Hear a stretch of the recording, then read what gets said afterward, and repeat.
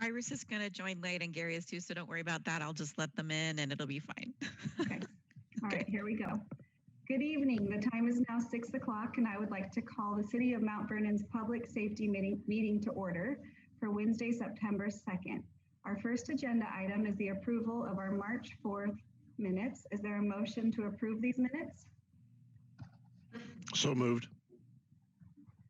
Second. Okay, a motion by Mark and a second by Mary. All those in favor, please signify by saying aye. Aye. Aye. Opposed, same sign. Motion carries. Item B on tonight's agenda is a presentation on the Mount Vernon Police Department's hiring process and use of force policies. Chief Chris Kamick is presenting tonight to council. Chief Kamick, welcome. Thank you very much. I'll see if I can share my screen here.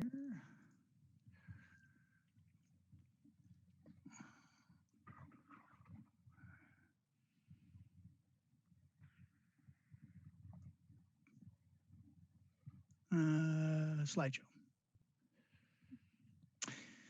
Well, thank you very much, Councilmember Moberg and council members present. I appreciate it. Over the last couple weeks, probably even a few months, I've had some specific requests from Councilmember Holst and Councilmember Brocksmith, as well as community members that I know have been reaching out to council regarding some of the key topics that are going on in the national conversation about policing. And so three areas that I thought I would just overview or touch on tonight related back to those questions are around our hiring practices, our use of force policies and uses and things like that. And then kind of ended up with a question that Councilmember Brocksmith brought up, I believe it was last week, just kind of the comparison, if you will, related to President Obama's 21st century policing recommendations that went on. A lot of the points I'll be trying to make in here tonight, I'm trying to cover too some of the frequently asked questions around these topics as well. So if I miss any of those along the way, please feel free to bring them up. And I'll have a couple stopping points here for questions and stuff so that it doesn't all run together. Okay, let me see if I can do this now. So here's three big key numbers for us. And what these are is that for us on average, what we found is for 80 to 100 applicants that we screen through, we hire one from that pool. So it's a pretty extensive process that we go through, and you'll see here why in a few minutes. It takes on average about 4 to 6 months for us to get through the hiring process that I'm going to outline. And the bigger number for us is really that 15-month number. And what that indicates is that on average, from the time the candidate starts the hiring process, if you will, to the time that they're solo, meaning that we can rely on them independently, has pretty consistently run that 14 to 15-month time frame. So in our industry, what's a bit of a challenge is when somebody announces a retirement or moves to another area. For us, it's pretty much predictable. It's going to be 15 months before we see that body there in place. So we've tried to do a number of things to shorten that and change that, be anticipatory with stuff. I think we have done a better job in shortening down that 4 to 6 month range. I think it was longer in the past.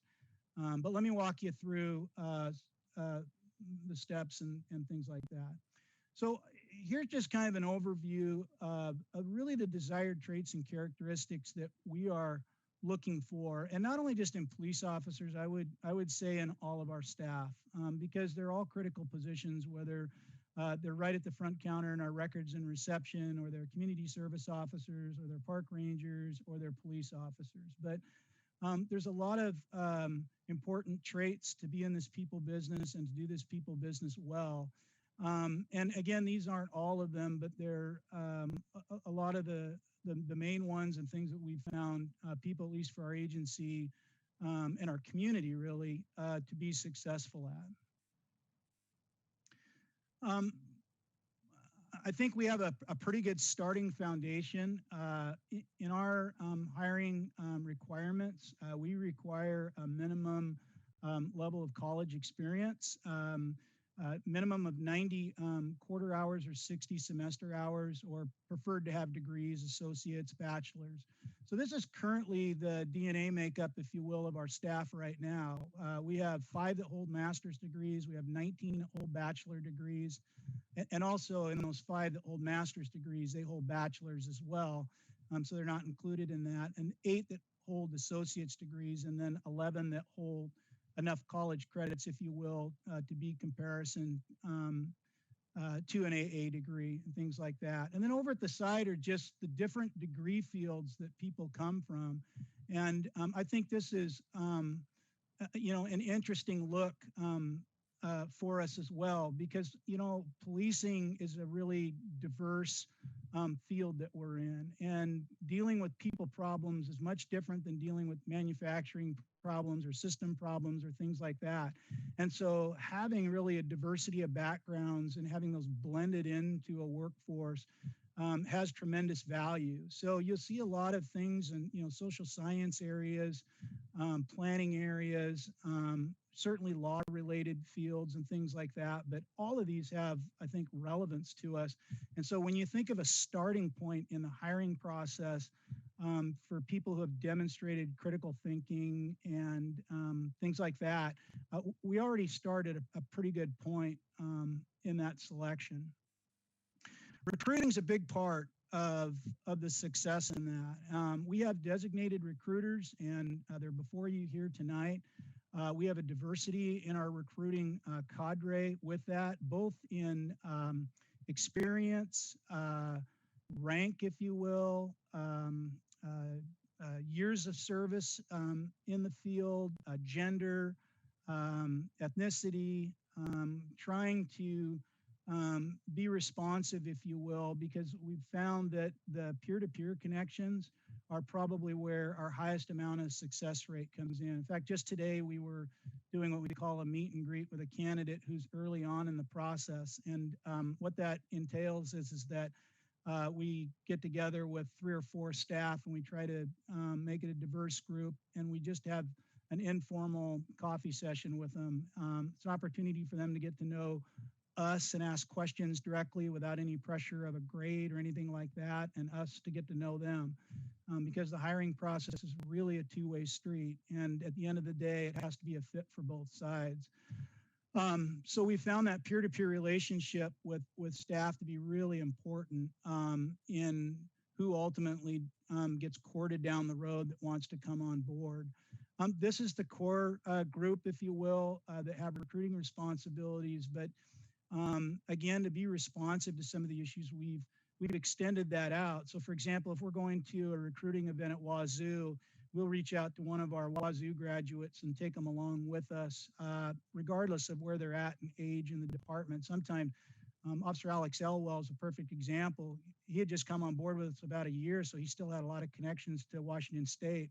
And so when we went back over to recruiting fair, he was a bigger hit than the recruiters because a lot of people knew him. So recruiting is a big aspect of how we get people into the process and really how we keep them engaged along the way. I'm going to walk you through the different dimensions or metrics, if you will, that candidates go through. And I'm using 2018 numbers just because in 2019, as you recall, Chief Jerry Dodd retired, and we were in kind of a transition year. So the numbers didn't reflect really what's more consistent. So I used 18 because I was in a full-time hiring managing role, and so those numbers were more consistent with previous years. But we start with a written and physical test. As you can see there, we had 156 candidates that were forwarded to us as an agency from that process. And then in the green boxes that are there, these are the different behavioral dimensions that are measured with each one of the tests going on down there. And I purposely highlighted in yellow where in the different testing metrics they are, if you will, issues related to cultural awareness, sensitivity, addressing biases, addressing perceptions and things like that, because that's a really frequent question that's being asked of us right now. And so hopefully what you'll see from this is that that filter, if you will, is layered throughout the process and coming from different mechanisms in there. So in the written and physical testing, for example, there, some of the things that we measure are cognitive ability, intercultural sensitivity, organizational citizenship, their integrity, past work performance. And also included in that is there's a pass-fail on the physical exam that they have to do. And that physical examination is a mirror image of what the Basic Law Enforcement Academy is going to require the first day they go down on the test. So they need to demonstrate that whether they do it in this testing phase or when we send them to the academy. So that's a minimum requirement to move on. The next stage for us is candidates who pass with an 80% or higher and a passing score on the physical move on to an oral board. The way that format is set up is we typically have 4 panel members. 3 of them consist with staff in the office, and we always try to have a citizen on the panel as well. And we do that for a couple of reasons, is that we really want to get a diverse view and opinions of people coming through and who ultimately might move on or in that selection process. So staff from our office tend to be drawn from like field training officers, supervisors, people who have background investigators, people who have been around working and managing people and dealing with people issues and reading situations. We have mixed that up at times, and we've put, you know, new staff on there because, you know, just that fresh perspective with it. And then there's usually somebody like myself on that panel who's acting as a facilitator. And in the oral board process, candidates are asked usually 3 to 4 questions, general topic in nature, and then 3 or 4 questions that are situation or scenario themed to them. In all the questions, when they come through, we're not looking for people that have a background in the work or know the laws or know the policies and procedures and all that. We really just want to know from them, from their life experiences, how they would respond to the questions and what they would do. And then so through that interactive process, we're able to look for judgment, their communication skills, decision making. Again, there's a cultural awareness, sensitivity component there, their problem solving, and you know, and what their integrity is going to be. How fair are they going to be in situations? Candidates that move on, as you can see, they start to drop from there.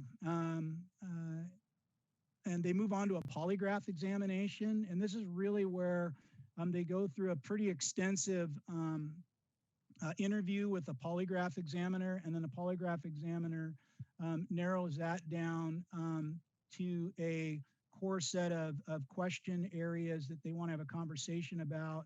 And then they're connected to a measuring device. And what they're looking for there, again, is, you know, is outlined in the green, very similar to the other areas, all around judgment and truthfulness. But we're examining very specific things like drug usage and driving records and firearm incidences and assault history and domestic history and things like that. And what we're really looking for there is their veracity. I always tell candidates, let us decide in your background what we may or may not move on. Don't be untruthful in the process because you can't move any further from there. The polygraph is really an area that really starts to narrow the candidate pool because it's when we do get to see past issues in their lives that may or may not be suitable for our profession. That doesn't make them bad people. It's just that in our occupation, there's certain things that other occupations, they wouldn't you know, take a second look at. But in ours, especially in the climate we are today, that's a really important factor.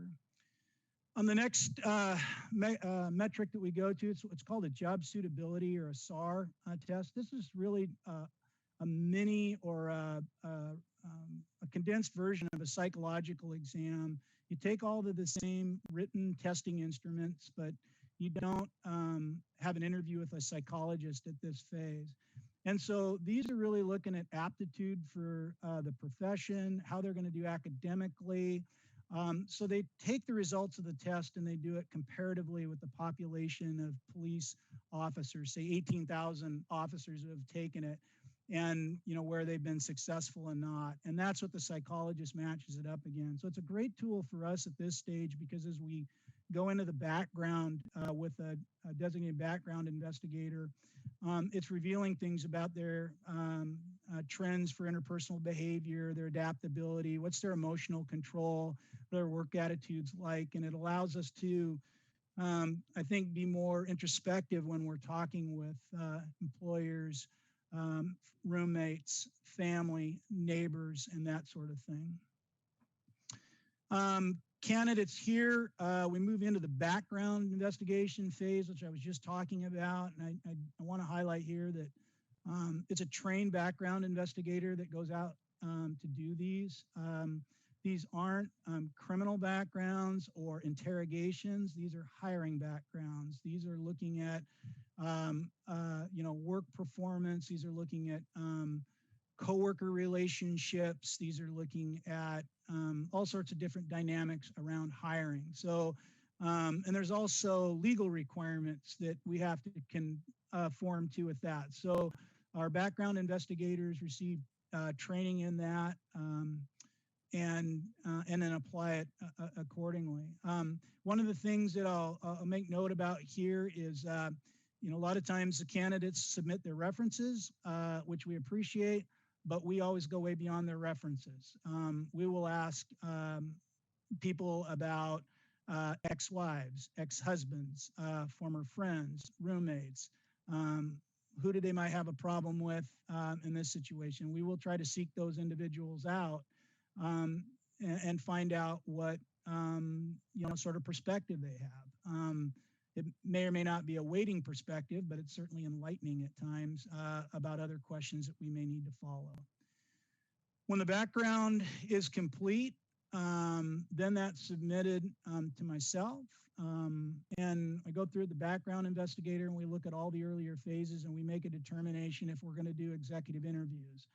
And those are held in two stages. One of them consists of myself and the command staff.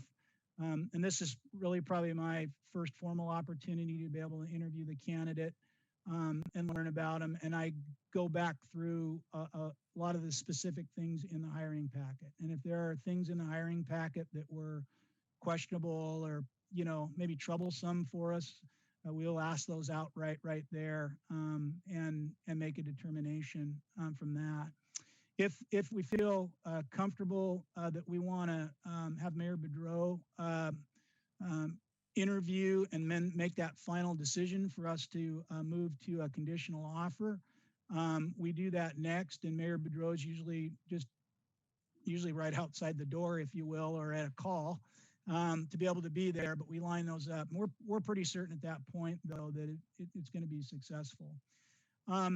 So they complete the executive interviews, and at that point in time is when we give what's called a conditional offer. And that's a requirement that we have to do legally in order to be able to ask medical and psychological questions that are there. So basically the conditional offer says that conditional on satisfactory completion of these exams, you will be offered a job at the end.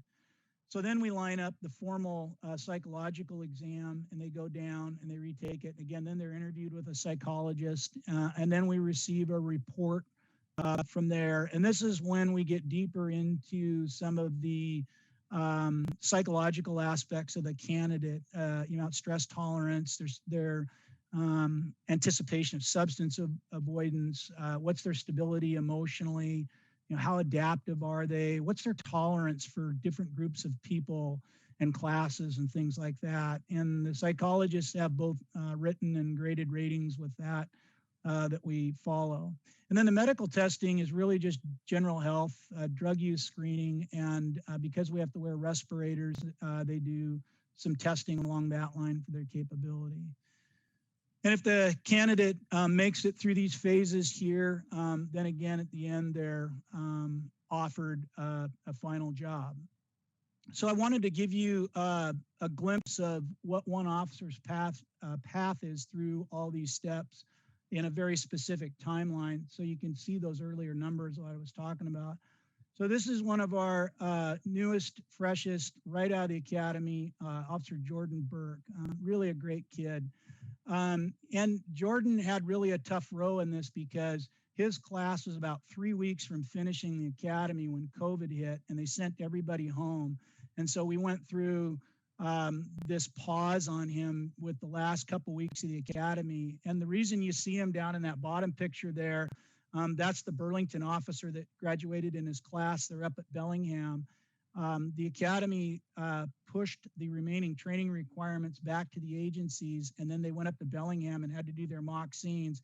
And all of us before Jordan enjoyed a graduation ceremony at the academy with 30 of our classmates and all the pomp and circumstance, and that's their pomp and circumstance. They're both holding their certificates and wearing masks, and then they really went back to work. So I feel bad for Jordan to not have had that experience, but it is what it is.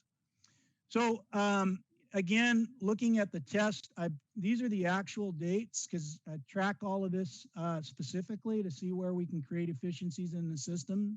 So in Jordan's case, he took the written physical on 4/20. This is a harder element for us to control the date between the written physical and the oral board, just because candidates go through public safety testing and they go to sites. So really for us, our control point starts about the oral board. So May 16th, he took an oral interview. May 24th, we had him in a polygraph.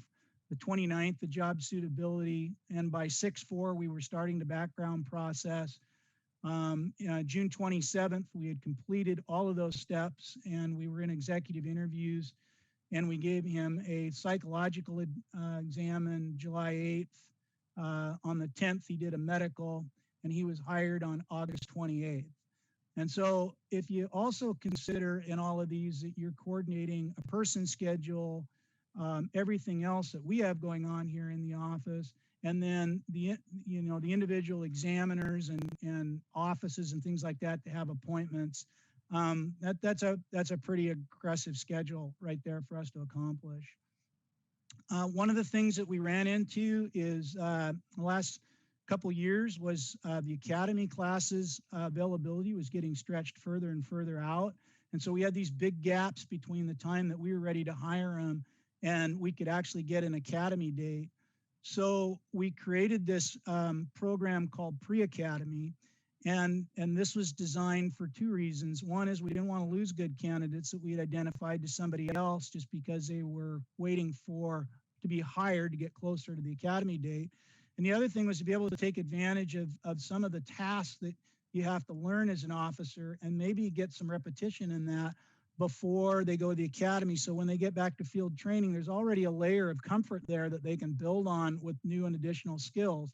So Jordan wasn't the first one, but he's a great example in this because Jordan attended Western and he was part of their, I'm probably gonna get this wrong, but their Green Coats program, which was like a school campus police security that would do auxiliary work for the campus police department. And that's pretty much exactly what this was designed to. We put them in a different colored uniform. We give them training on basic complaints and radio and traffic control. And we try to give them exposure to some of those duties so they experience what it's like to be in a uniform, start working the radio, learning the language, learning the phonetic alphabet, all that sort of stuff that becomes automatic. So that when you get to the academy, there's a level of confidence that's kind of built in there. And then after that, when they get back, hopefully that layer is still there. And then when we start adding all the stuff on that goes into field training, they just can experience more of that fuller and richer. And at the end of it, come out better equipped than maybe I was when I started. So again, the timelines are all here, but he started pre-academy in August. We got him into the academy in November. He graduated in April of this year. Field training started April 2nd, and then he was solo on August the 14th. So as you can see, the control point, May 16th, 2019, solo August 14th, 2020. And that's a pretty aggressive schedule. closed where we could. I put probation ends there because I think it's important for people to realize that they're evaluated through this entire process. And I'm going to show you that in the next slide here. But an officer that comes on the department, their probationary period is 1 year from the graduation date of the academy. So if along the way here, there's any sort of issues that are there, we as a hiring authority have the discretion whether to continue their employment. So even though he might be solo, there's still a lot of evaluation and assessment going on. And let me give you a glimpse of what that looks like. So again, the blue is all the battery of hiring metrics that we went through. But the orientation of the pre-academy process is also, in my opinion, a metric for us as well, because there's informal observation and assessment going on at this point to really see what their aptitude is, what their skill sets are they displaying those qualities that I presented earlier on up front. When they get into the police academy, they're evaluated in different ways by different instructors. Daily and weekly, they do formal inspections. They send home reports that get sent to the patrol lieutenant, myself, the mayor, and it's usually a synopsis of what went on in the week. So there's also all sorts of different assessment components and evaluation components that go on there.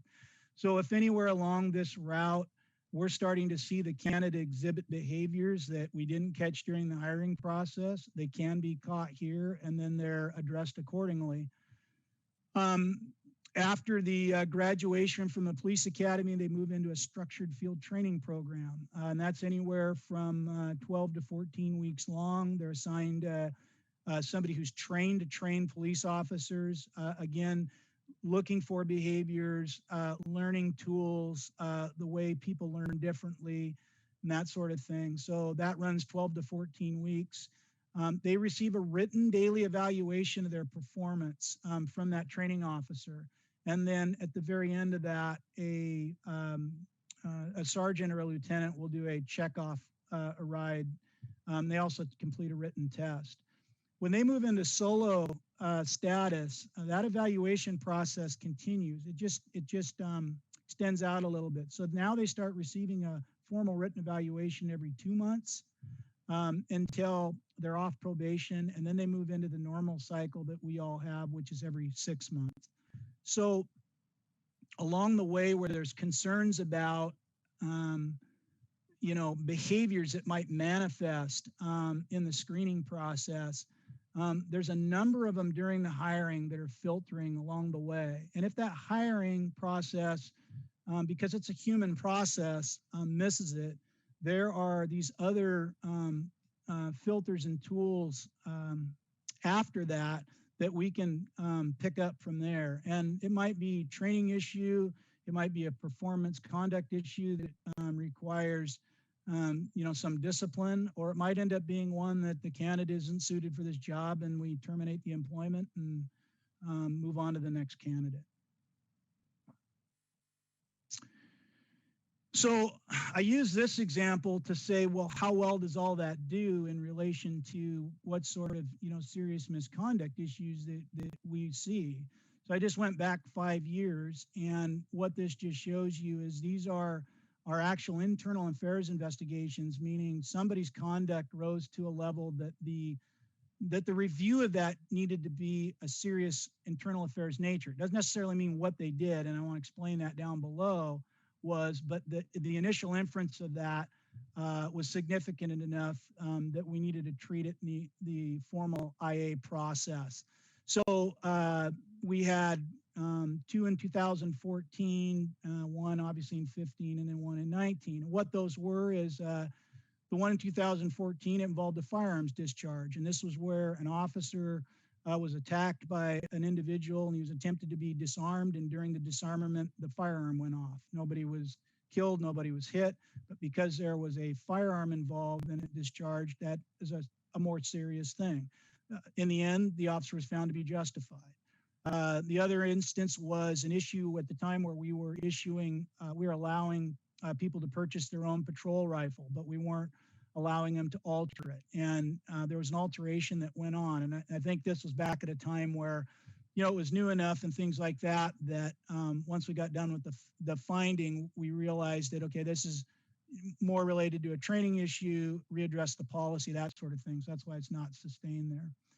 Meaning we didn't find a conclusion that there was a problem. And then there was an allegation, but this was a former employee, that they'd converted property and evidence to personal use. This came from an outside hiring process that they were in. And really what ended up happening is that the way the information was conveyed, it was perceived to be something pretty egregious, like they took city property or evidence. And in the end, when we used the formal process to go through it, we ended up finding out that it was really the exact opposite. It was unfounded. This was actually a property that had been in a disposal process. The item was about, I think, $5 or under $5, and it was going in the trash anyway. So it was a communication piece that went on there, but initially it looked like it could have been serious. So you use that sort of accountability.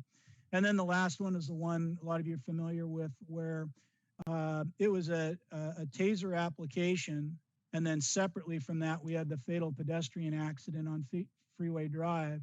The two weren't directly related, but because the significance around that event and what occurred, it just warranted a more deliberate review process that's there.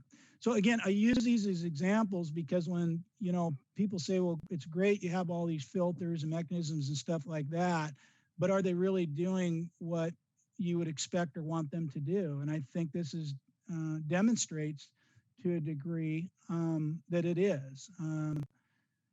So again, we're in the people business, and it's not to say that we won't have issues that come up that do, but I think our screening processes and hiring processes are working pretty well in that regard. So I'll pump the brakes for a second and see if there are any questions about hiring that I was confusing or haven't covered or something. Chris, just curious, on the 4 reviews that were done in the prior years, who conducted those reviews? So the chief authorizes those reviews, and then I got to look back. So they're assigned to the administrative lieutenant. I can't remember now off the top of my head when I went in there. I think I did 2 of them, but they're assigned to the administrative lieutenant in that. He is the investigative branch. He reports directly to the chief of police, and he conducts it just like you would almost a criminal investigation, if you will, meaning does all the fact finding, interviews witnesses, interviews the people, compels the statements, and then compiles a final report and sends that to the chief, and then the chief makes a determination from there. Thank you. You're welcome.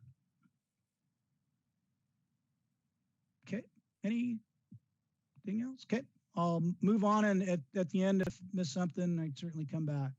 So police use of force, very visible topic for us right now. And I think because it's so visible in the media and things like that, I want to remind people who haven't seen this, because we have it posted on a frequently asked questions on our website too, just really how frequent or infrequent, if you will, at least locally, police force really occurs in our community. This is about a 5-year, I think, when we looked at it, average that we do about 22,000 calls for service. And on that same comparison, 61 incidences in a period of time there, or 0.3% where force is used. And in those 61 incidents, the types of things that are, the behaviors that arise from that have been instances like domestic violence, or assisting another officer or agency, or an assault investigation, a theft where maybe there's resisting involved, a warrant arrest, maybe a mental health hold where an individual is despondent and is going to need required treatment, if you will. And the majority of the use of force are really just hand controls or controlling a body. They're not firearm incidences. They're not deadly force encounters. They're basically that circumstance that my presence and my request for them to stop doing whatever it is that they're doing isn't working, and I need to move to that next level of control. And so again, it's really an infrequent thing for us to do, but it does come up in our work. We have a very, I think, well outlined set of organizational values that this organization and belief systems that, and I want to tie this back to hiring, that we look for in the individuals that come. Everybody comes with different belief systems in there. And so the organization has to have strong belief systems as well for that alignment. This is one of our organizational values related to how we feel about human life. And we place the highest value on human life and preserving human life that's there. And I want to point out at the bottom of this that even though society authorizes the police to use deadly force, the use of such force must not only be justified under the law, but also must be consistent with a philosophy of rational and compassionate social control. And this ties back to community norms and values and expectations and things like that. So we take the responsibility of force use very seriously, and then the expectations of how that's applied equally so. So I think this is common sense that people would do, but I think it's important just to recognize what are those circumstances, or why do those things arise that police have to use force? Well, it's our role in this community and in this place of government that citizens expect protection, especially if they're victims of crimes or crimes in process. Officers have to protect themselves in those circumstances, or as we're seeing in some communities right now, they're outrightly being attacked, and there's a self-defense mechanism. Protecting other officers, obviously, to prevent or control a crime from either occurring or getting more serious. Right now, what you're seeing is in civil demonstrations is the police's role of being between the individual that wants to express their grievances about the government's actions or the police actions, and those that have no interest in it whatsoever, or they're not demonstrating. The police are that middle ground there, protecting those individuals' rights who want to express those grievances and allowing them to do so in a free way, but not unreasonably infringing on the rights of those who want to go about their business and things like that. It's legally outlined in statute, both in state and federal law with guidelines. And then we also have strong administrative controls in our policies. And again, in our organizational values surrounding the responsibility when we use force. So what is reasonable force? Well, it comes down to force that is really that's just necessary, if you will, to overcome actual resistance. And that actual resistance is whatever that individual is, displaying to the officer at the time. And then no more force than is actually needed to regain that control. Once that control is there, anything beyond that, is going to be viewed as excessive. I think it's important to distinguish that there's two significant cases, U.S. Supreme Court cases that established a constitutional standard for police use of force in apprehending criminal suspects. And it's based both on the Fourth Amendment and probable cause standards. Tennessee versus Garner was the first Supreme Court case. It was, I think, about 35 years ago. And then about 4 years after that came Graham versus Connor. And Tennessee versus Garner says that when police force is necessary to arrest or prevent the escape of a person who the officer has probable cause to believe has committed an inherently dangerous felony, and when not securing that person's immediate arrest will result in an unacceptable risk to public safety. And then there's two key elements. There were no reasonable alternatives, and the officer has provided some degree of warning if that's feasible. And it surrounds the moment in time that circumstance is happening, because every situation is going to have different circumstances depending on the moment in time. And that's how the court's going to look at it through the lens of what the officer was faced with at that time and those circumstances and decision processes that were made. The difference on Tennessee versus Garner was this was also the fleeing felon case law. This involved, I believe it was in Memphis, Tennessee. What had occurred is that the officers had gone to a burglary call.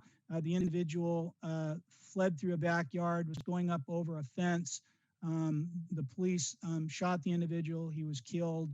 Tennessee had a statute in place that being a felon justified deadly force. So that's why this is called the fleeing felony case rule, if you will.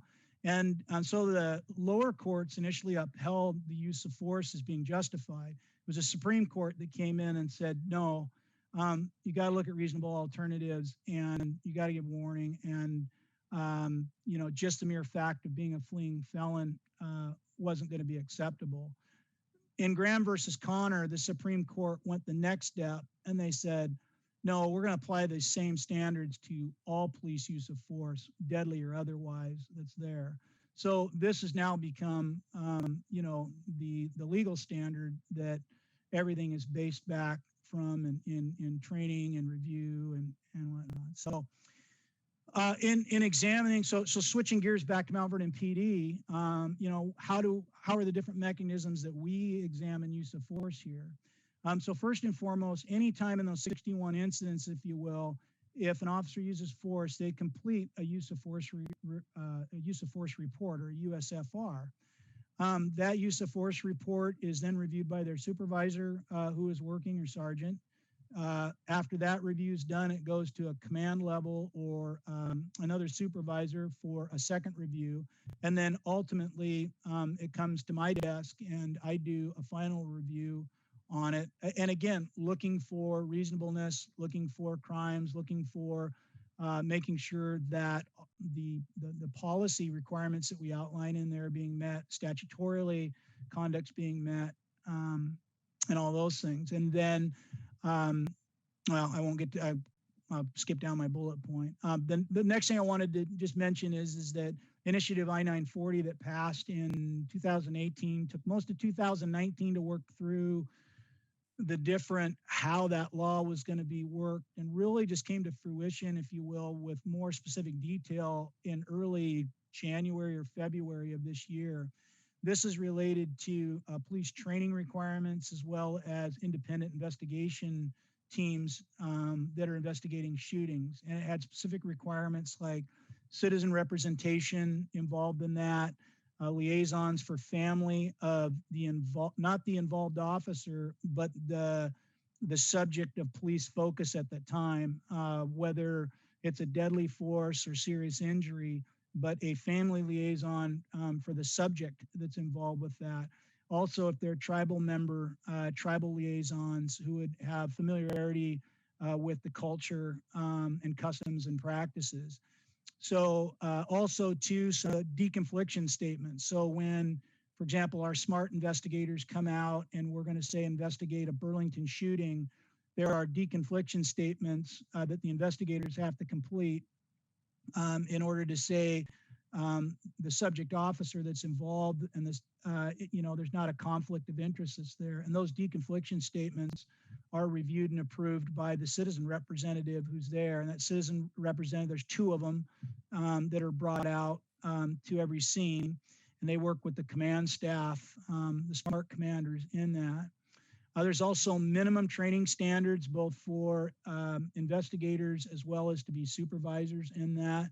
So my point to all of this is that we work really hard to be in compliant with that. We just actually finished up and did the appointment of the citizen reps throughout the county. There's 6 of them that are currently on board. We've done the training, so we feel really good about the progress that we've made there. And now we just got to start working through the continuing education piece with it and hopefully never having to apply it, to be honest with you. I also want to mention in use of force things, there is a prosecutor review component that's involved with those where they look at it from a criminal lens and then they make an opinion. And then back to those USFR reports, we do an annual analysis of force use and outcomes that we produce each year. And we look at it more frequently than that. But the point to it is to look for trends, look for training, how do our tools apply, and make it an early warning tool, if you will, if there's concerns or issues. Switching gears to Chris, management. can I jump in there, Madam Chair, if that's okay? So thanks for that slide. It's really detailed and interesting to see all of this. The citizen representatives, I'm curious, how they're selected and who they are, and just kind of looking at some of these best practices and recommendations. It talks about some form of civilian oversight is important in order to strengthen trust with the community. And so clearly these are folks who have to have some level of trust with the community and some, not conflicted with the police force. So I'm sure that's was all thought through when you selected these folks. Yeah, so the way the Washington Administrative Code outlined it is that that the community members come from the communities that they're in area. So I consider it to be like Skagit County. So Mount Vernon, select them in there. And then the WAC outlines that the chiefs of police, if you will, can set up processes for those selections. So how we did it here was we got together as the chiefs and sheriffs, and we have an open process. And since this was the first starting out that people didn't really weren't familiar with, we sought out some people too to see if there'd be interest there with that. And so and then they went through an interview process, a background process for initial appointment. So I'm trying to remember all of the backgrounds, but two of them come from either a former or current superintendent at a school level, so very familiar with processes, systems, people, employment, have been in situations, if you will, where having to think about objectivity, familiar with issues about cultural issues and cultural sensitivity that are there. Two of them are also, one has a prior military, and I hope I don't get this wrong. He started out on a military track, and then within the military, he moved over into drug and substance abuse counseling that was there. And he also was a former council member too in that community. And he had to move out of the district, so he doesn't hold that title anymore. So again, been involved in things much like you all do and consider and things. Had a former council member from Anacortes, I believe it was. And then who we're using here is a world studies professor at Skagit Valley College, teaches Spanish. We use him for our Spanish testing here. He's got a really, I don't think he would mind if I shared this. I thought he made a really important distinction in his ability here is he grew up in Spain. So he said, I've been the majority community and I've been the minority community. I've lived both sides. When I was in Spain, I was a majority community, and I know what that felt like. And I've lived now here in the United States for, I think he's been here 20 years or whatever. And I know what it feels like to be a minority community member too. So we have diversity and discipline. Oh, and then we have a woman who held former responsibilities way up high at a superintendent level in the state's correctional system. So she's dealt with personnel issues. She's dealt with investigations of staff. So we have a cross-section of professional disciplines, experiences, genders, minority reflections. So I think we have a really good starting point with that right now. And then because we're combined with Island County, the way we have the system set up is the sheriff's websites for Skagit and Island host the process. So if people are interested, they can apply. We're starting with a cadre of 6 right now, just because there's got to be a balance point with managing them too. But as we do replacements and rotations down the road, if there's people who have applied, we would consider that. Okay. Just real quickly, switching gears from, I guess, the examining of use of force to the management of use of force. Again, I think I covered it earlier, but obviously recruitment and hiring and selection is a huge part about, you know, we want to hire natural helpers. And so with natural helpers, hopefully we're looking, you know, in that to not have to use force in that. The Basic Academy provides a lot of ground, not only knowledge, but skills, tools, and training. Our field training program is that point where they've been in the academic environment and now they're moving to the application environment, but they're being overseen by somebody who's got seasoned in training. So, you know, if there's inappropriateness or inexperience, that can be corrected there. We do in-service training. So we have firearms training monthly. We have defensive tactics. We have first aid recertifications every 2 years. We have you know, mandatory training for CIT through the Criminal Justice Training Commission. We send people to force liability schools. There's just an extensive amount of in-service training that goes on that builds and equips that capacity to do judgment-based things. And then on our policy that I speak about, we do annual policy testing as well. It's written policy testing. So they take a written test on our use of force policy in addition to all of that. So those are some of the mechanisms we use to manage it. Obviously, as I mentioned a little bit ago, we have a very structured supervision process. The span of control, the oversight between supervisors and staff is very reasonable. Formal evaluation process. One of the components too that's unique about our evaluation process is supervisors individually complete an evaluation on their person. And then at those 2 periods of time a year that those are due, the supervisors all come together and they do a consensus scoring. So that way, if somebody else has observed or seen something that supervisor didn't experience because they were off or on vacation, or maybe it was a detective sergeant who had a case, that can come up there in that group. So it's a great time to problem solve issues with staff, professional development, career development, all that sort of stuff. We have an open complaint process. So we take complaints, whether they come in person, do online, call by phone, we'll take it anyway. And it doesn't require a written complaint in order for us to look at conduct. Just a mere fact of the knowledge alone, we're going to pursue it.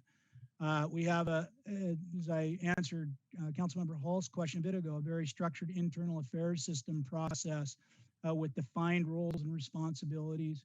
And then we have a consistent discipline procedures. We have abilities to respond to public information. On the education side, just as an example, our Citizens Academy, we spend an entire night just talking about what we're talking about here on hiring and internal affairs. And so that our public becomes educated in how this works. And at the end of the day, it affects our practice and our culture. And again, in the individuals that we hire, you know, again, being natural helpers, I think de-escalation is one of the traits that they bring with them. But not every situation is going to allow a de-escalation to occur. So again, just going back to where we started with all of that, I think, again, what are the results from it? A lot of calls for service. We talk to a lot of people. We make a lot of contact with people. Very few times do we have to be physical or confrontational about it with them. I just wanted to cover really quick. This is the 8 can't wait recommendations. These are the ones that we get a lot of very specific questions about. So I just want to run down them really quick. You know, people ask within your policy, you know, do you approve chokeholds or strangleholds? And no, we don't. We don't. In our use of force policy, we don't approve chokehold. However, it is in our policy that it's there, that if it's applied, it would be considered equivalent to deadly force. So it would be reviewed at that level. And here's the reason why that's there, is that if you have an officer that's out in a situation and they're literally in a fight for their life, and all of their other equipment has been stripped from them, and that's the only to try to choke the person out. They could do it just like any other citizen as self-defense could use it. The difference would be is if that's how it's applied, regardless of the result, it would be reviewed in the same manner as if they'd use a firearm or something that would have been deadly force. So we don't train on it. We don't use it as a less lethal mechanism like I think some agencies do, but it is outlined in our policy that would be considered deadly force. As I reiterated earlier, I can't think of either defense tactics, firearm, or anywhere where we're practicing a skill set that one of the first things isn't some sort of de-escalation warning. Even when I draw my firearm at the range, the first thing I say is, please stop, or please don't move, and before I even fire my weapon. And we also, in the de-escalation side, we have verbal de-escalation skills training that we send people to. So I think this is, again, it's just part of the mechanism of response when we are addressing or dealing with conflict that naturally occurs in there. But yes, when it's reasonable and can be applied, we would much rather de-escalate the situation and avoid the use of force. No, we don't do warning shots, but we do give warnings before. Like I said, police don't move, don't do that sort of thing. So if it's reasonable, we will. We will look to exhaust all alternatives. One of the things when I speak publicly that I really credit not only this council and mayor, but the former ones in my time here is that you guys have consistently supported a lot of alternatives to us. When I started on this department, the distance between my presence and my voice and my handgun was one tool. It was an OC pepper spray. I didn't have a lot of tools in between that. In that period of time, we've come forward and now we're carrying OC and tasers and pepper balls and bean bags, and we have more or less lethal tools or reasonable alternatives, if you will, that could be considered. Now, do we have to use those first? No, it may not be reasonable in a situation, and it might require moving to a handgun, but we have more capability at our disposal now than we ever did before. We don't shoot at moving vehicles. However, if a moving vehicle is used as a weapon and it's being driven right at me, then it's a weapon. But no, if somebody's driving away, fleeing from a scene, we're not shooting at that vehicle.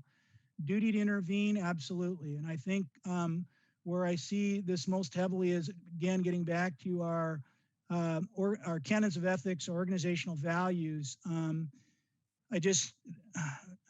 People's duty to help the human being is interwoven throughout our policy, both directly and indirectly, in our directional statements and in our culture. A force continuum. No, we don't have a force continuum. We have a reasonable standard. And again, this goes back to what was described in the Supreme Court cases. We used to have a use of force continuum, and sometimes it feels a little easier for people to see or understand when you present it like a continuum. But the problem with that is that when you think about it as a ladder, people can confuse it and think, well, had they gone up the ladder first before they went to the top rung?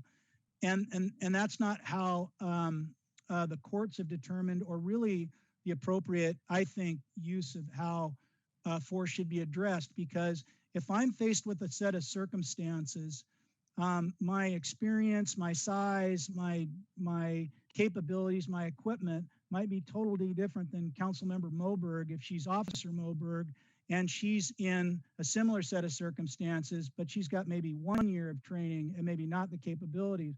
So the reasonable standard comes around, to what's objectively reasonable based on the circumstances that they're faced with at the time versus go to verbal, skills, then use OC, and then on up. So when we had a force continuum, we moved up and down or in that anyway, but that's not what we use anymore. as are there. And then again, comprehensive reporting and review, I've already covered. We do that. We've done these for as long as I can remember, being here at the agency.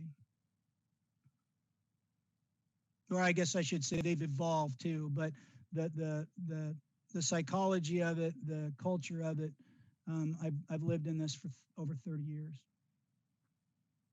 So let me just switch gears here a little bit, and I can take questions for everything at the end, if you will, and try to go through this. So Councilmember Brocksmith brought this up, and I'm really glad he did, which is the 21st century, policing recommendations. And what this is it's followed the fatal police shooting of Michael Brown in Ferguson, Missouri, back in August 2014.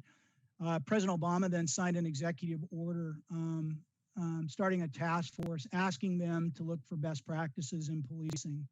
And it was an 11-member commission, and I think they had 160 or more in some of the documents, stakeholders who were involved in that process.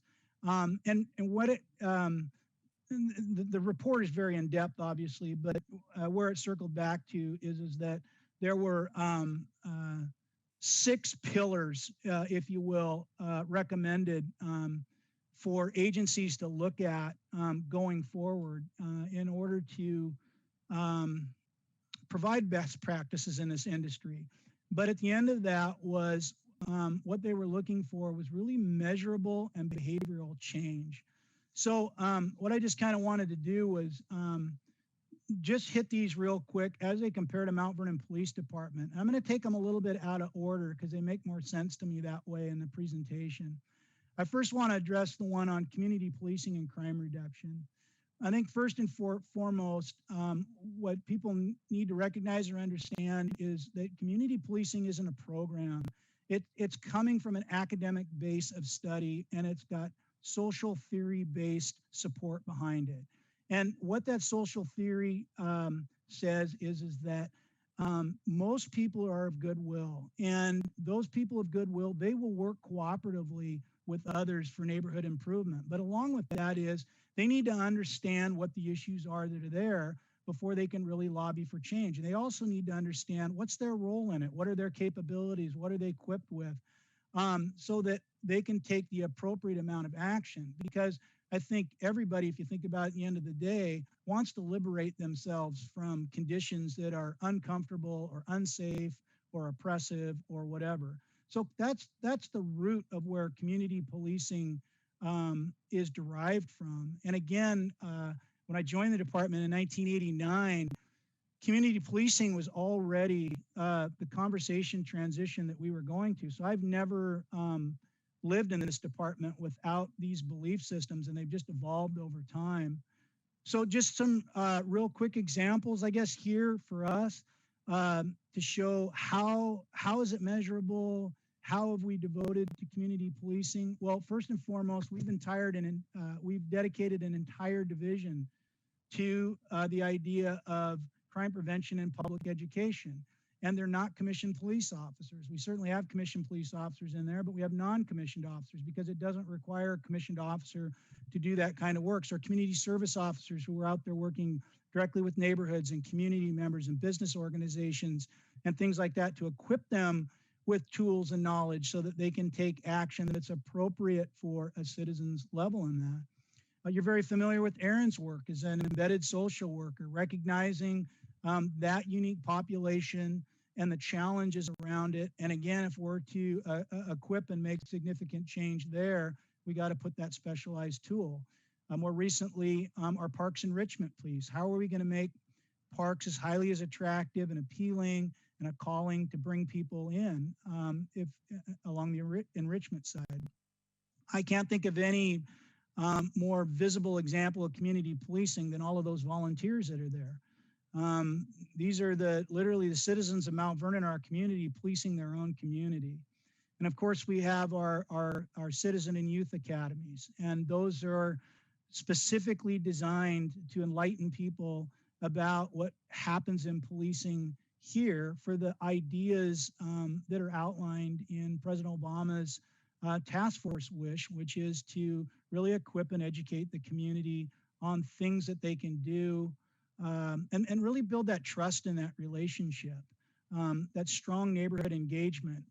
And that comes in two fronts. The block watch is an obvious one. Another one that we've had in place for 5 or 6 years now is our zone deployments. Our patrol officers that are assigned to large geographical zones with that specific mission of really understanding the unique needs and characteristics of that area. Building trust and legitimacy is another pillar. Again, the foundation for this is, I think, really on the very structured purpose and directional statements that we have in the organization. I've always complimented my predecessors who led this organization in the clarity that they had for vision and mission and broad goals, and how contemporary those have remained throughout the change of time, because they've been connected back specifically to a citizen's view.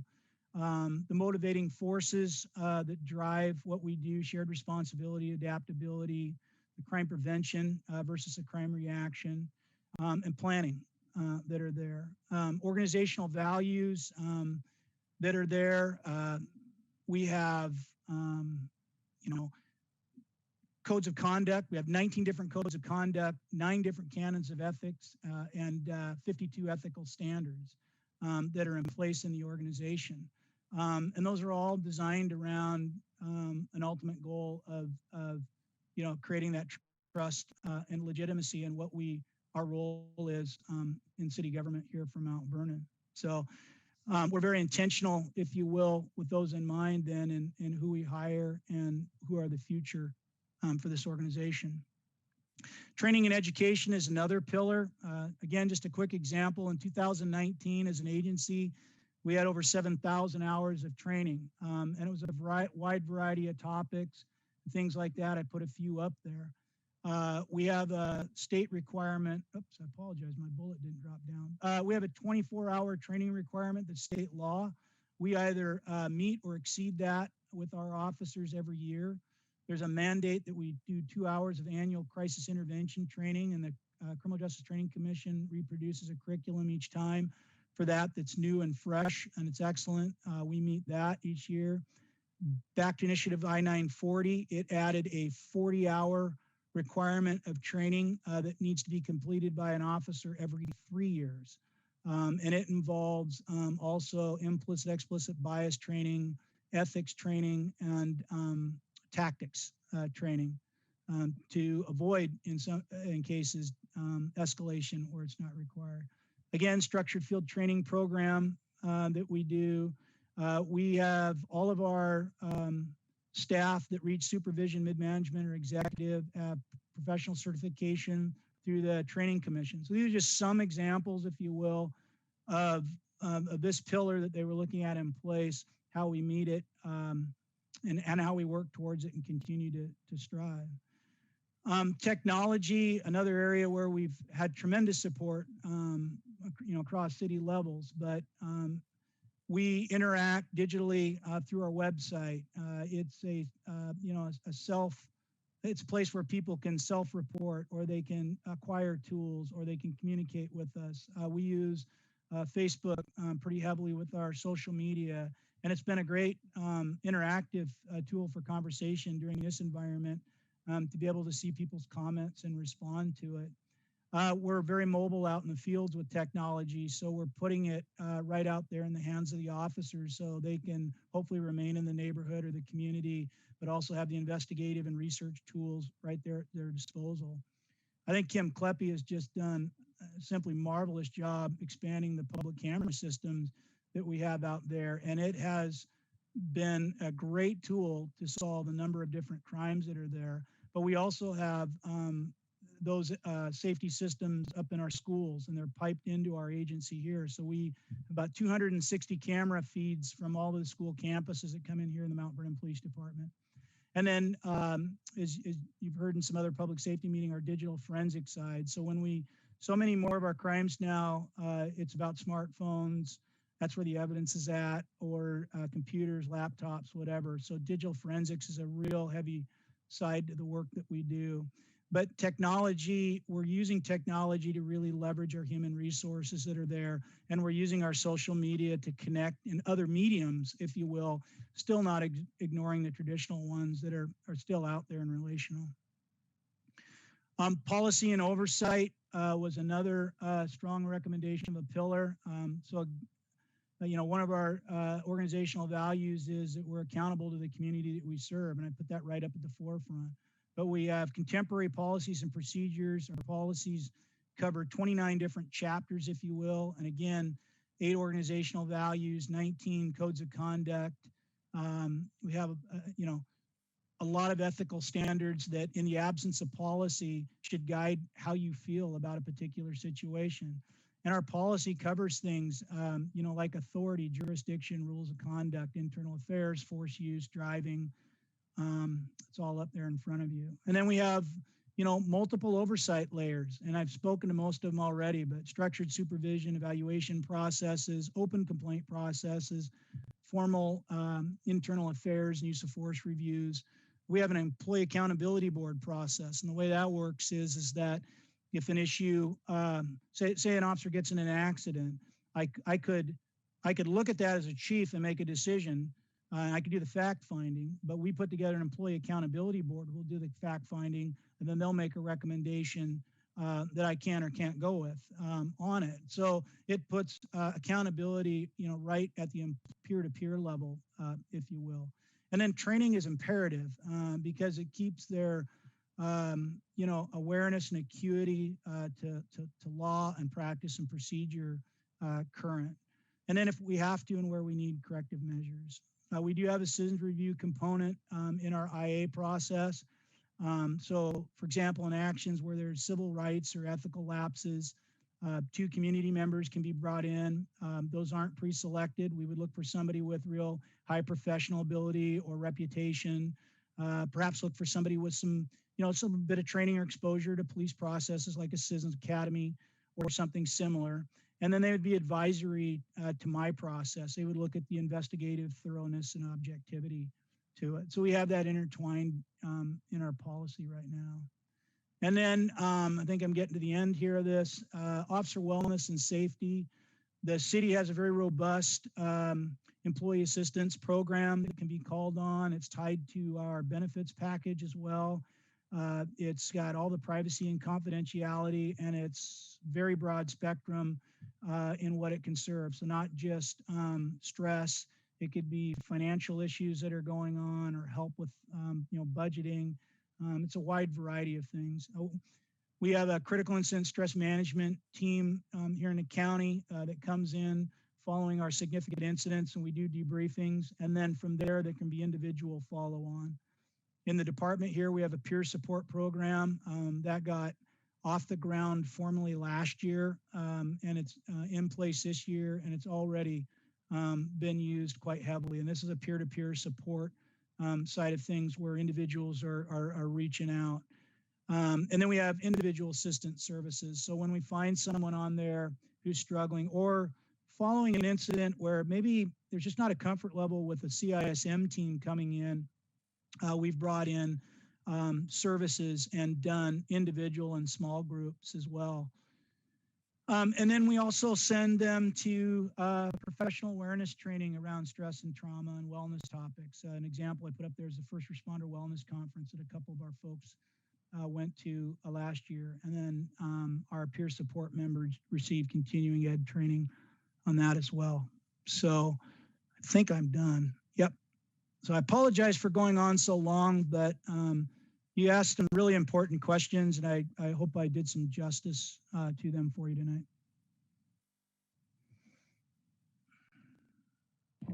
Chris, I think you did a great job. I think it really enlightens the public on the process that we go through and the commitment we have to public safety. So thanks for your presentation. Thank you, sir. Thank you, Chief. Does anybody have any questions? Nope. Okay. Then moving on to item C on the agenda, Chief Bryce is here to discuss a surplus fire engine. Chief Bryce, welcome.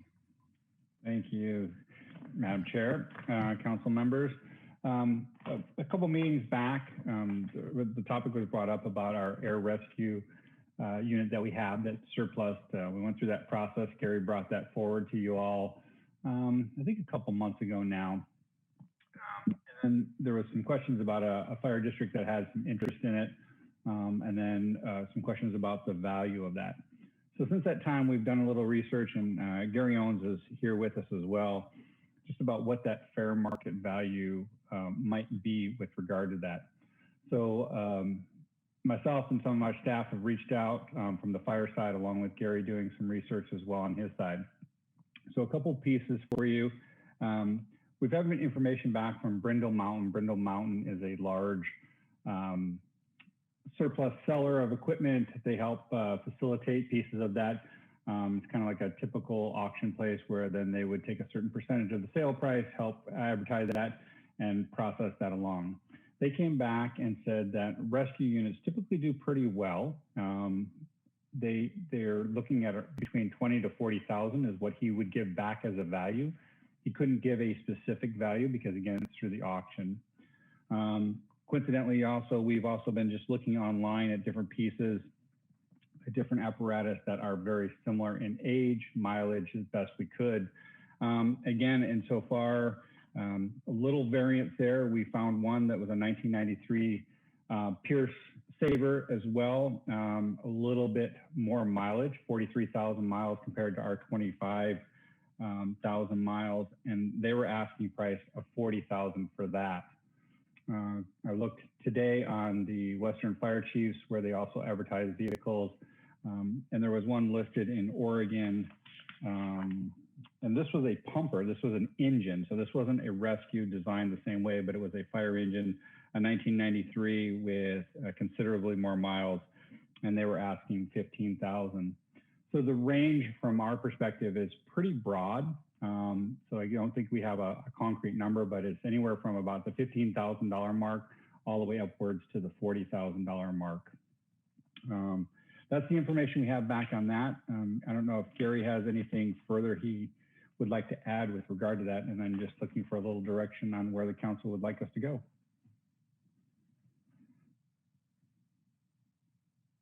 Chief, how many miles did you say was on our vehicle? 25,621. Seems awfully low. Gary, what kind of mechanical condition is this vehicle in? Hey, this is in good mechanical condition. It's low mileage, but it is a specialized piece of equipment. So that narrows our window for selling. But this, in my opinion, this vehicle would be worth in the $30,000 range. But trying to find that specific person creates a little more difficulty.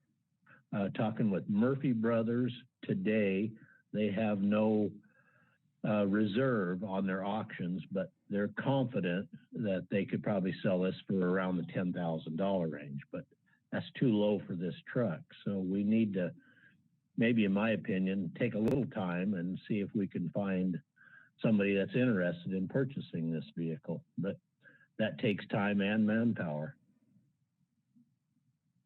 So Chief, I guess my question to you would be, is there an advantage for Mount Vernon and the taxpayers of Mount Vernon to have this vehicle in a neighboring district that we have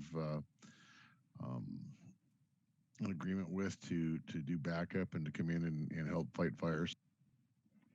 Well, it's not something that's going to help us fight the fire. If anything, it would just be provided to be able to provide air bottle replacement for those fires. So is there a value? Yes.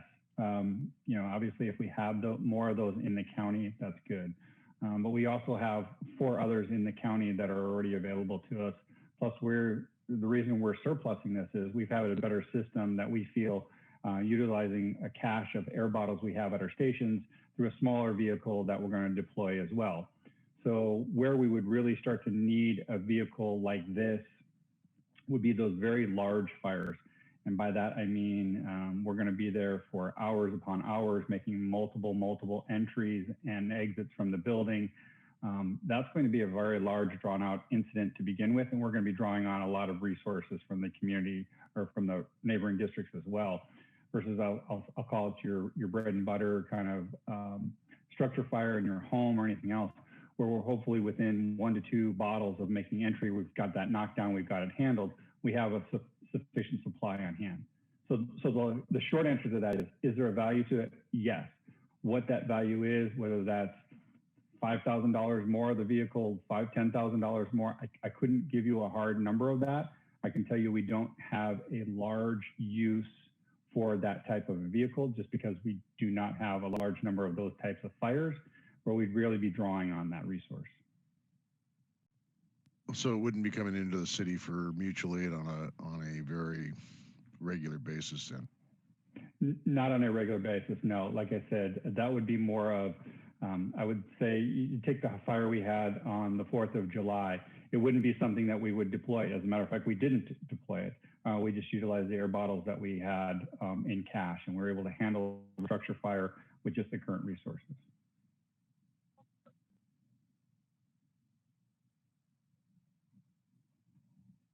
I would personally like to see us try to get the best value for our taxpayers on selling that. So if it takes a little bit of time, like Gary said, a little bit of time to try to find the right fit, I personally am in favor of that. I'm also in favor of that. I think we might as well try. There is a couple of different avenues we can take for some online auctions, and we can pursue that and see what we can do there. But it does take time and it does take manpower to monitor these, but we can do that. Gary, you probably don't have a great answer for me on this, but how much time are we talking, ballpark? Is it a couple months? Is it, a year?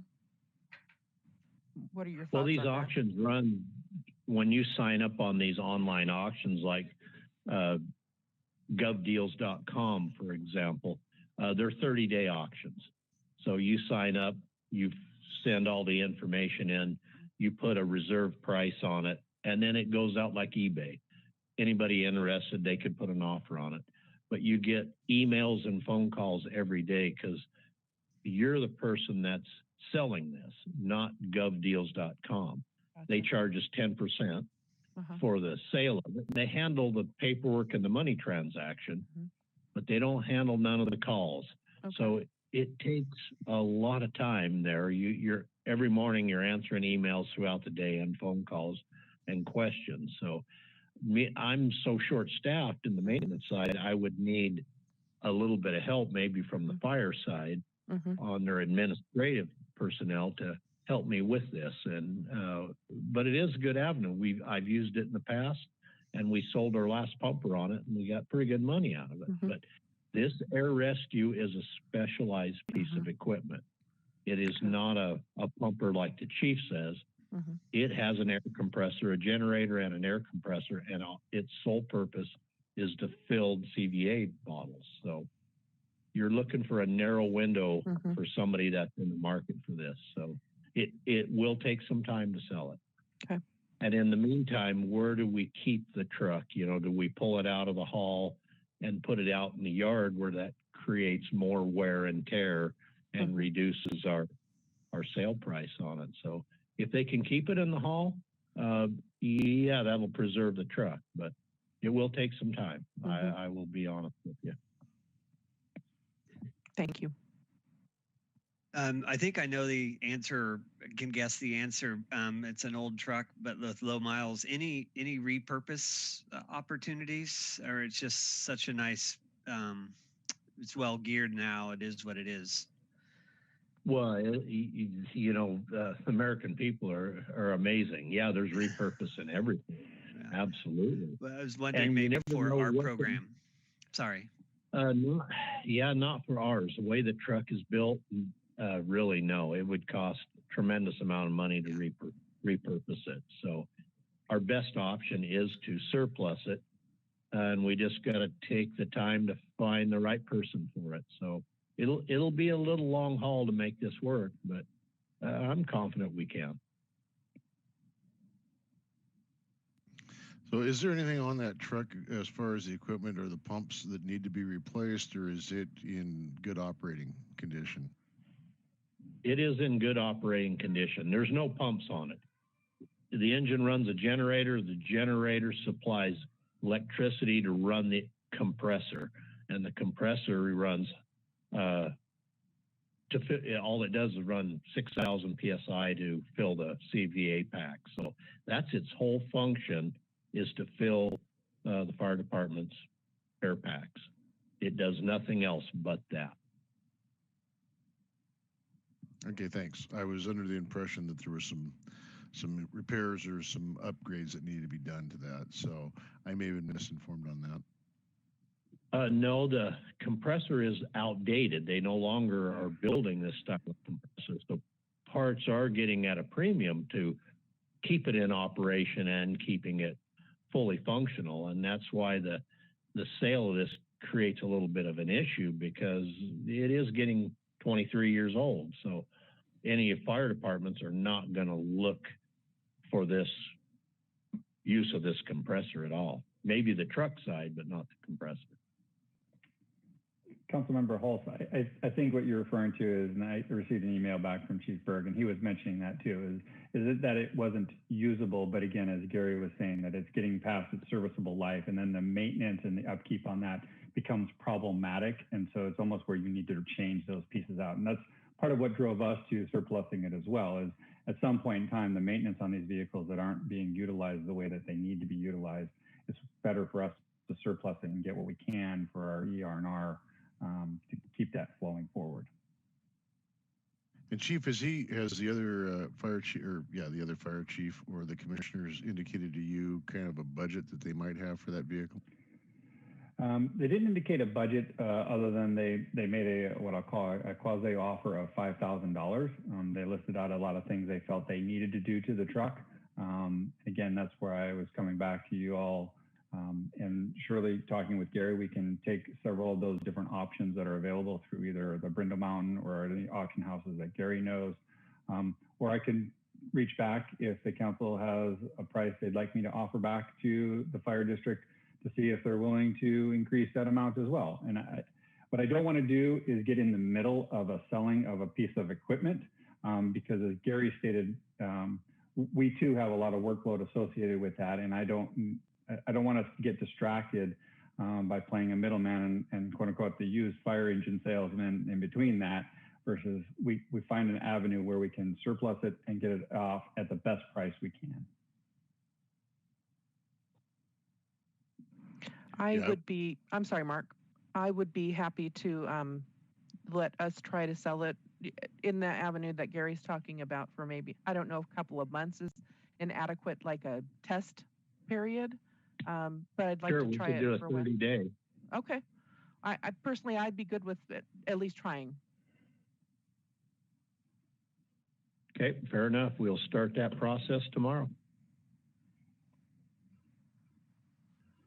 Okay, great. Any other questions about that?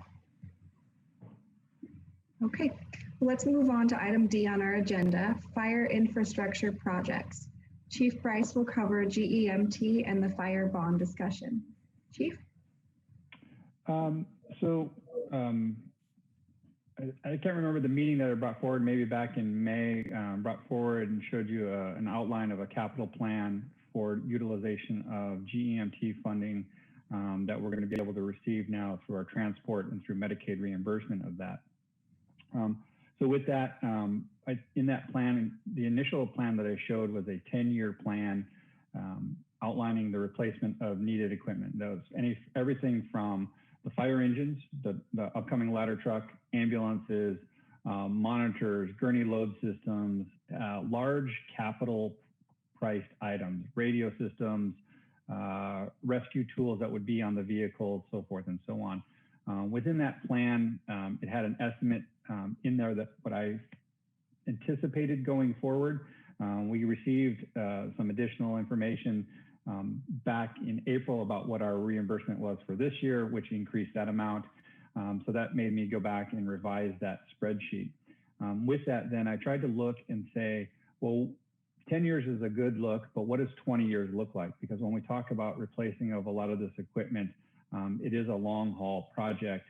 And in that original piece, it had in there the 2 fire stations as well, stations 2 and 3, with a complete lump sum payment in, and I'm going to look at my spreadsheet here real quick while I'm saying this so I say it in the right year. In years 2023 and in 28 for the replacement of those stations. And so I then went back and using the estimates for the GEMT, extracted that out over a 20-year, meaning that would be the life of a bond. And what would that yearly payment that the GEMT could cover and still cover all of the capital needs? If in the memo that you see before you, I think I outlined that about $1.5 million for a bond payment could be utilized. So that brings forward that there's a couple options that we could look at. We could look at it in a context of utilizing that for the fire facilities for stations 2 and 3, doing those, and it was mentioned before, doing a councilmatic bond to do those. And so we take advantage of maybe a little bit of a downed economy now and maybe some good pricing with that, knowing we're going to have that to make that debt payment. Knowing that in 2028, based on that spreadsheet, the bond would be completely paid off. The flip side of that is then we could look at another bond payment, which would be for just Fire Station 1, and possibly then doing a voter bond for the lower amount for stations 2 and 3, which would be roughly around a $10 million voter bond, which I've heard council mention before of dollar amounts they're comfortable going back to the community with. So those are just a couple of the options that I wanted to bring forward for some discussion from council, so it'll help us get some direction. Again, I just wanted to kind of reemphasize is at the end of the day, Station 1 is our from a fire standpoint, Station 1 is the primary focus for us. That's the most needed station we have right now. So it's trying to find a way, how do we fit that in there that would be as cost effective and as neutral to the public as possible, but still met that need of what we had going forward. And so that's the purpose behind presenting that option 2, or the new option with doing maybe a councilmatic bond or look to that, utilizing GMT funding for that, and then using the voter bond for the stations 2 and 3 when the timing would be appropriate. And I don't have an answer when that timing would be appropriate from a standpoint of, again, I think the community is facing an issue right now with a lot of COVID stuff. So, you know, not saying to do it right away, but we would have time to be able to work on that as well. Questions I can answer on any of that I just presented? I have a couple questions. First off, if we did stations 2 and 3, did the upgrades on those, we could have those paid off by 2028. Is that what you said? From the projection sheet that I put together, yes, because in that sheet, it uses a whole lump sum payment. Because what we would do is we take the GMT that would come in each of those years, put those aside into a reserve account that would be available to pay that bond off amount whenever it was due. Because I think what I've presented to you in the past, and I don't know where the rest of the council is that we issued a councilmatic bond utilizing these funds to do the upgrades to stations 2 and 3, and then come back to the voters for the big capital project, which would be Station 1.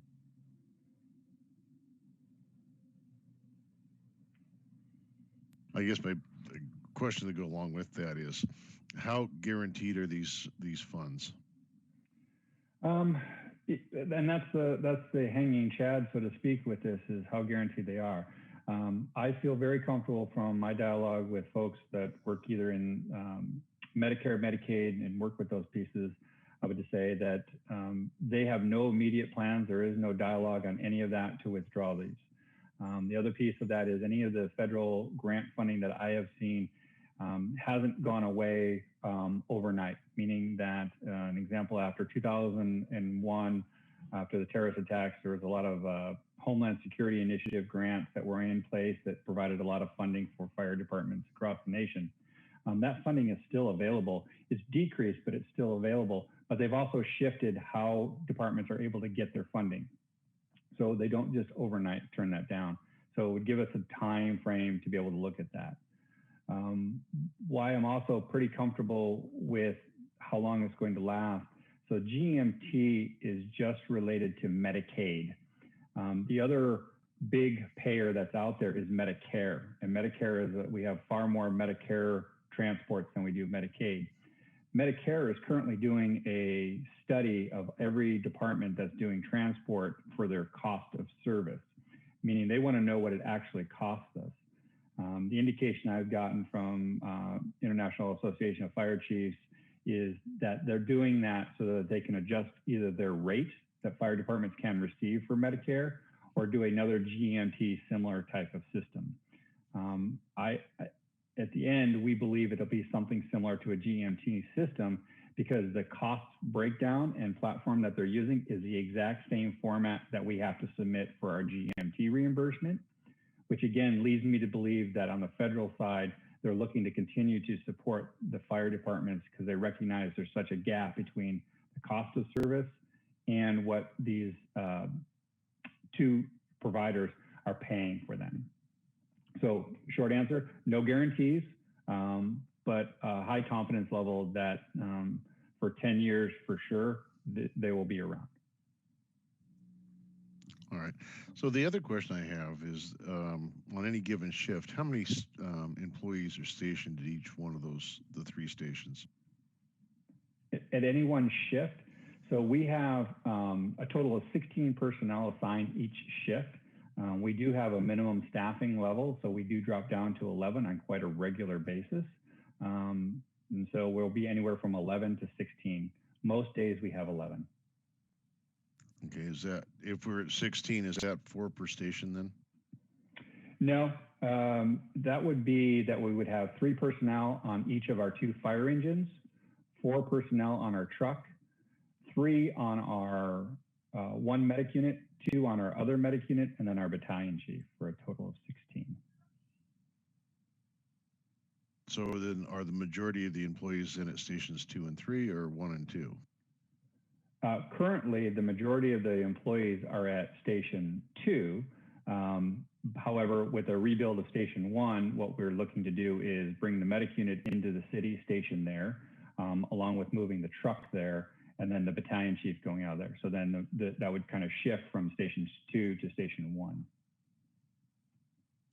I guess one of the concerns that I have, and I think the rest of the council has, is the health and welfare of our employees. We know that the decontamination rooms, all of the health and welfare benefits of upgrading stations 2 and 3. I just want to see how we're going to protect the most employees the quickest.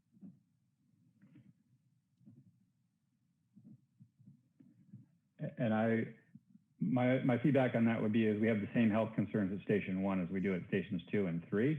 So the replacement of that would address that need immediately. What it also would allow then is then to be able to reconfigure those other stations maybe in different fashions. Meaning if you've removed some of the folks and removed admin from station 2 as an example, it allows for a more subtle reconfiguration for some of the office spaces, moving those folks out there, and different corridors at which folks could enter and leave the station. While it wouldn't be the same as what was designed by the McKenzie in that plan, we could work through those pieces of it. Again, looking at this, I'd still love to see all 3 done. But again, if the question is back to me, which is the priority at station 1?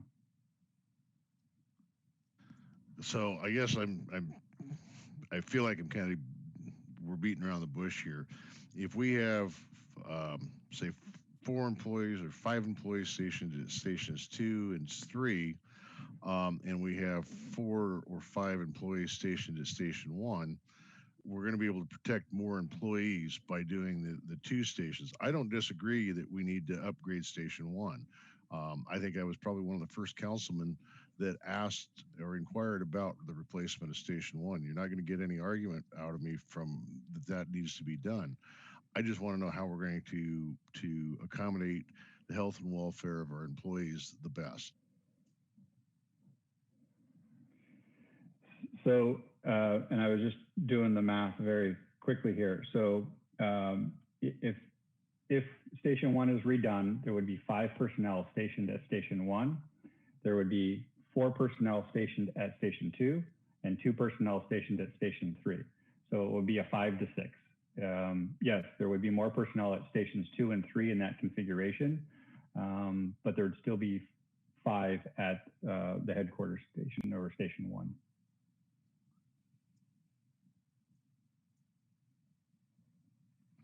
So I guess what I'd like to see is kind of a proposal of what we're looking at for Station 1 if we were to move in that direction, what our overall commitment is as far as cost-wise and debt service versus doing Stations 2 and 3.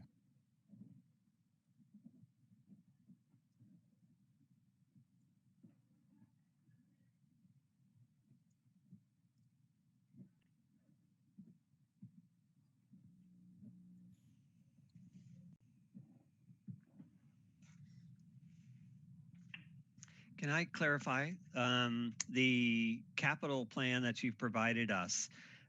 The attached memo says that the spreadsheet shows the 2 options, both of these options here. So is that right?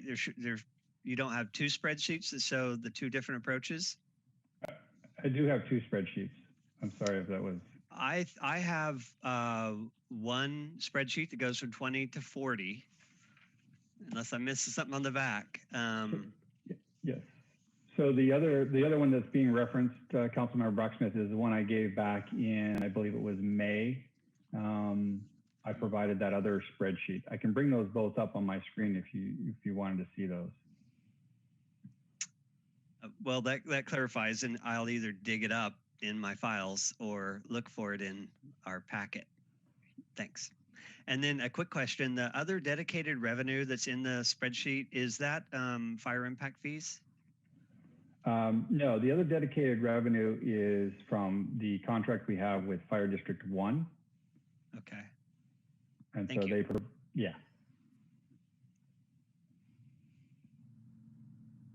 Can I ask a quick question? I'm just gonna kind of piggyback on to what Richard was asking. I would appreciate it very much if you would dig out that old spreadsheet that you provided to us in May. That would be very, very helpful. Can I interject here? This is Doug. In your council packet, it is in there for tonight. If you have access to your iDrive, both of those are in there. I also wanted to talk a little bit about what's going on as far as bond issues right now. I got a phone call from our bond underwriter. We currently have an SRL, a state revolving loan for the wastewater facility. And we owe on that bond, we still owe about, I'm looking at it here right now, about $7.5 million. And we're paying interest of 2.6%. And he wanted to look at our amortization schedule because he said that we can get that way lower than 2.6% right now. And I believe that looking at the bonds that the city's purchasing right now, but substantially lower is what he said. And so I just threw out some numbers to him, and I just used a round number at about $20 million for a fire station, what that would do. And it's, you know, right now, if this was an area, a thing that you guys are looking at, this is the time to go out for a bond. You know, it's substantial looking at a 20-year bond, and, you know, every 0.5% is about $1.2 million savings. And so it's something to look at and to consider. And I know just looking at that number right now that I believe the chief has in there of at $1.5 million, that number is probably going to be closer to like about 1.2 based off some of these. I'm still waiting for him. He's going to get back to me, just throw out some numbers to us that, you know, where the city would qualify right now. But anyway, just wanted to bring that up, that, you know, now is a really good time and looking at these bonds if that's something that you're interested in. And it looks like the rates right now are really would be beneficial. So I just wanted to pass that on. So we wanted to bring this up as a discussion item. Certainly aren't asking for decisions tonight. It's simply bringing back the topic. I have to take the full on my bad on the attachment of the two spreadsheets. I made the paper copies for everybody. So it was my fault that it wasn't made in a paper copy, even though it may be in your council packet. So we'll get that out to you guys in hard copy. To me, at least on the 11 by 17 paper, it's so much easier to look at stuff. So we'll make sure we do that. So that's completely my bad. I want to own up to that one. And then as we kind of move forward, we want to continue to talk about this and bringing back different options and bringing up the topic. Whether we do a decision in 2021, it's completely up to City Council. And if it's where we talk about it and it's like, this is just way too much to have to deal with, that's all we need to know. So then we'll bring it back again in June or whatever. But we don't want to leave something hanging out there that we were talking about quite a bit before COVID. So for me, it's something that I'd like to see us do in the early part of 2021 is issue the councilmatic bonds and move forward with the projects. However council decides, but I think we need to get these done sooner rather than later. And we've got the financing options are the best they're going to be, and we may be able to pick up some lower labor costs too for the overall construction. So for me, I'd like to do it as early as possible in 2021. Doug has an excellent point, what he just talked to you about, those bond numbers. So I agree with you, Mark, and I think that it's important to do it all. I don't think that station 2 and 3 are more important than station 1, or station 1 is more important. I think we need to find a way to just get it all done. So I don't disagree with you there, Aaron. I just don't know that there's enough funding to do all 3 projects, build a brand new fire station and then do the upgrades at 2 and 3. But if Chief has some way of doing that, I'd be happy to look at that. Yeah, so I'll jump in unless Mary wants to go. No, I just said, so would I. I would love to see that plan. Yeah. Yeah, so absolutely, we need to get them all done, but at some point we got to realize that we may or may not have the money right now, and we may want to think about sequencing the investments. So I definitely agree. Station 1, I mean, all the department and staff are saying that that's the priority. So that's not a question for me. To me, the question is, what resources do we currently have available? 2, how do we make sure that we have scrubbed the Station 1 proposal as best we can while making sure we're not shortchanging the future of that station and downtown redevelopment? And then applying those funds we have to that station first and foremost, and getting a plan, whether that's councilmatic early next year or an agreement to put it onto the ballot next year, probably November-ish, but I don't know when we would do that.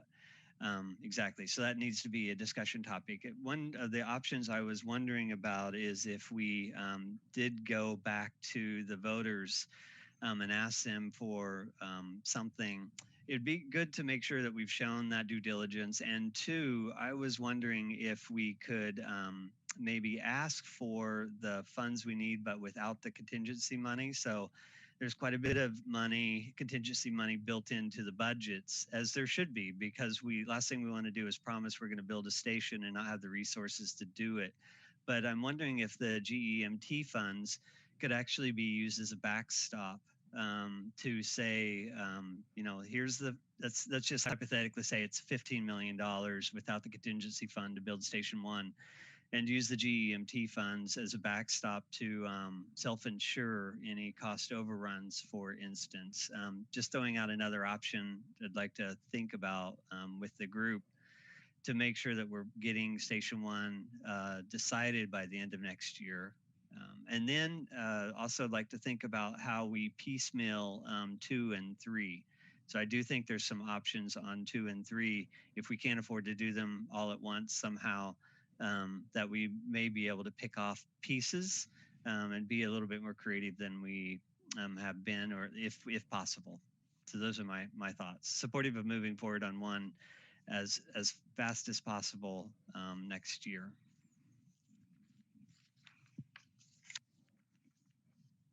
Councilmember Brucksmith, if I can, I'm going to share my screen just very quickly, just because sometimes I need that visual as well. I'll pull up that spreadsheet real quick. I just lost it. There we go. So again, in this was the old scenario. And in here, it shows the fire station being, that's station 2 right there. And then if I scroll over a little bit more, that was station 3 being paid off all and completely.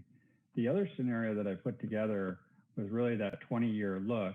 And I didn't take a particular bond amount. As I shared with Doug, I said, I just looked at what do I believe the GMT revenue is to come in at, and what was the amount that we could still handle all the other capital needs. Because what I didn't want to do is say, yeah, we're going to dedicate all this, and then I come back and say, well, I still need a fire engine, I still need a ladder truck, I still need all this equipment that's vital to us performing this function. And that number was 1.5. But if we look here at the base number, this is kind of that rolling number that goes along with it. You can see, I think there is still funding that is what I call that semi-cushion that's associated with it. And when I talk about that, that's these numbers here that provide flexibility to, as you're saying, maybe either cover those contingency pieces of it. Again, I don't know, now with the dollar number coming better for the bond, that number could be lower, and that could provide more contingency money, again, covering those pieces, or ways that we can sequence in the needed safety repairs for the station until we can completely redo it the right way. But I'll just add this other caveat, and I'm not asking for this at this time, but I'm also looking at, when we look at this 40-year plan, at some point in here, there's going to be the dialogue about staffing and the need for that, as our response has grown by, we're anticipating almost 1,000 calls this year again. And that's a huge impact. That's starting to take its toll on the department. So I just throw that out there just as a generalized, and I think my numbers are conservative, but I think they also provide numbers here at this bottom line that applies for some other flexibility within those processes. Thanks, Chief. That's really helpful to see all those numbers, and the sort of low point in that rollover fund is like 600,000. But if the bonds are that much better, then it's a much bigger number. Right. And I was going to bring up the point in the memo that talked about using the GEMT funds, as you've shown in the spreadsheet, for our immediate and future capital needs, and thus freeing up revenue from the general fund that was used in the past. I think it's really important that we have that conversation about staffing, because you don't just build a building and leave it empty. You have to have people, and the people are what provide the service and are keeping our communities safe. So I think those two need to go hand in hand in how we're going to do that. And there sounds like there might be some creative thinking going on. I can't wait to hear about at a future public safety meeting.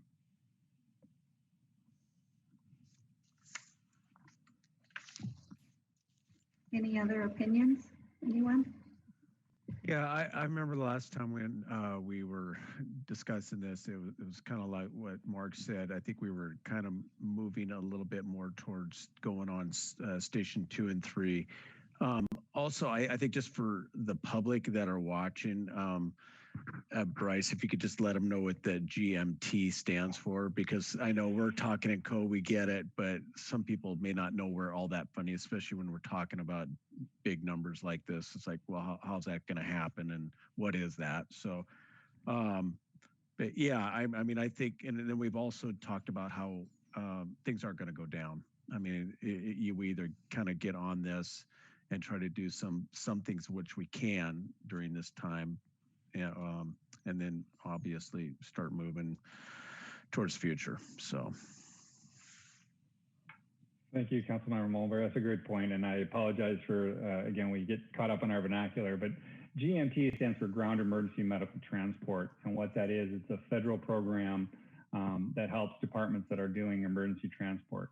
When we bill for a Medicaid patient, we receive approximately $175 from Medicaid for that bill. Even though we've billed anywhere from $600 if they're an in-resident to almost $1,000 if they're an out-of-county resident, we only still receive that $175. So what that program has done is they said, well, you need to go back and tell us what your cost of service is to deliver that care. And based on that, we will provide you a percentage of that difference back in a reimbursement through the federal government side of things. And that's what the GEMT funding does. It helps make the department whole on that cost, providing that services to the needed community, which are those folks that are on the Medicaid.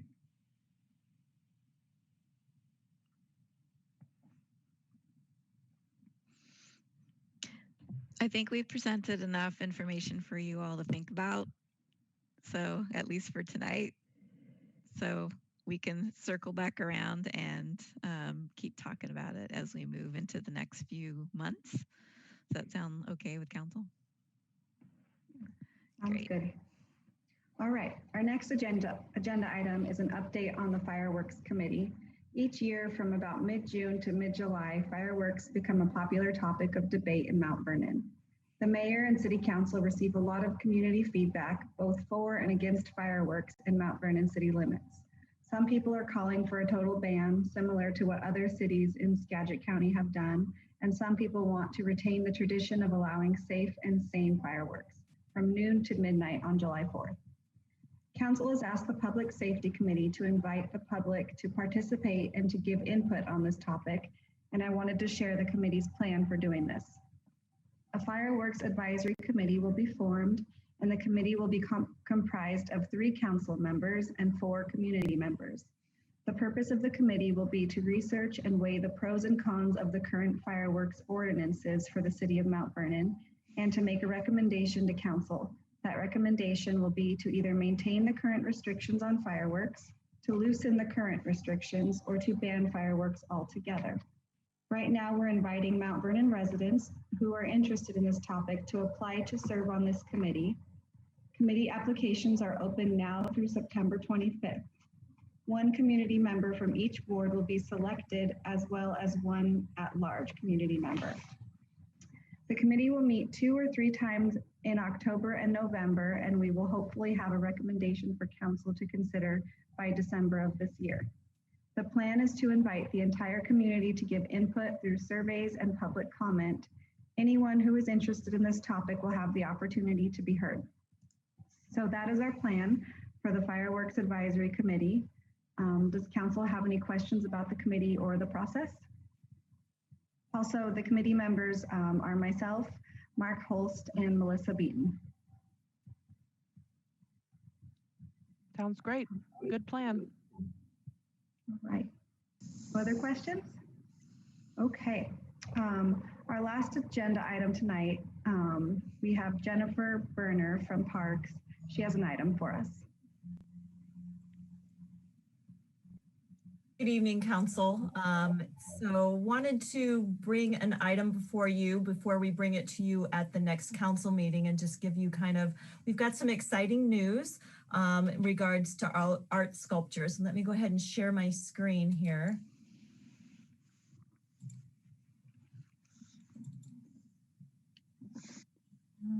Let's see here.